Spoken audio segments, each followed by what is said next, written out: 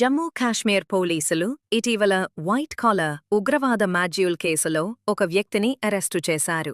ఈ కేసు ఇప్పుడు సామాజిక రాజకీయ రంగాల్లో ఉద్యమాన్ని కలిగిస్తున్నది. ఈ అరెస్టులో సరిగా ఏమైందంటే, శ్రీనగర్ ప్రాంతంలో ఉగ్రవాద చర్యల కోసం మిధులు ప్రమోషన్ చేసే వైట్ కాలర్ ఉగ్రవాద సంస్థలకు సంబంధించిన వ్యక్తిని పోలీసులు గుర్తించి పట్టుకుపోయారు.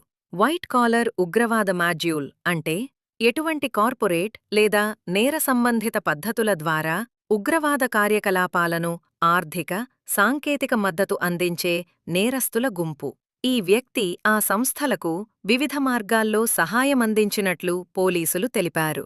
ప్రత్యేక దర్యాప్తు జట్టు సియా ఈ కేసును విచారించి ప్రత్యక్ష సంబంధిత డాక్యుమెంట్లు, డిజిటల్ సాక్ష్యాల ఆధారంగా కీలక రహస్యాల్ని ప్రకటించింది. ఈ అరెస్టు వలన జమ్మూ కాశ్మీర్ ప్రాంతంలో ఉగ్రవాద కార్యకలాపాలపై అధికారుల నిఘా మరింత కఠినంగా మారుతుందని భావిస్తున్నారు.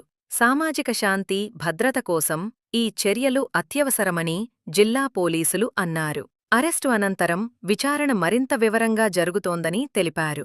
దేశ అభివృద్ధికి ముప్పు కలిగించే ఉగ్రవాద చర్యలపై ప్రభుత్వం గట్టి చర్యలు తీసుకోవటం అనివార్యమని, ప్రజలకు భద్రత కల్పించడమే ప్రాథమిక లక్ష్యమని ఈ పరిణామం సూచిస్తోంది. ఈ కేసు తదుపరి విచారణలో మరిన్ని వ్యక్తుల అరెస్టులు జరగటంతో పాటు వైట్ కాలర్ ఉగ్రవాద సంస్థలు అంతరించే చర్యలు తీసుకోవాలని సూచించారు. ఈ అంశంపై ప్రజలకు మరియు మీడియాకు సత్యం సూత్రాలు అందజేసే బాధ్యత కూడా పోలీసులు తీసుకుంటున్నట్టు గుర్తించారు. ఉగ్రవాదంపై సమగ్రంగా ఎదుర్కోవటం కోసం సాంకేతిక, నైతికపరంగా జాగ్రత్తలు తీసుకోవాల్సిన అవసరం ఉన్నందున అవినీతిపరమైన నేరగుంపులను ప్రభుత్వ ఆరోపణల ప్రకారం పరోక్షంగా నిలిపివేయడం లక్ష్యం.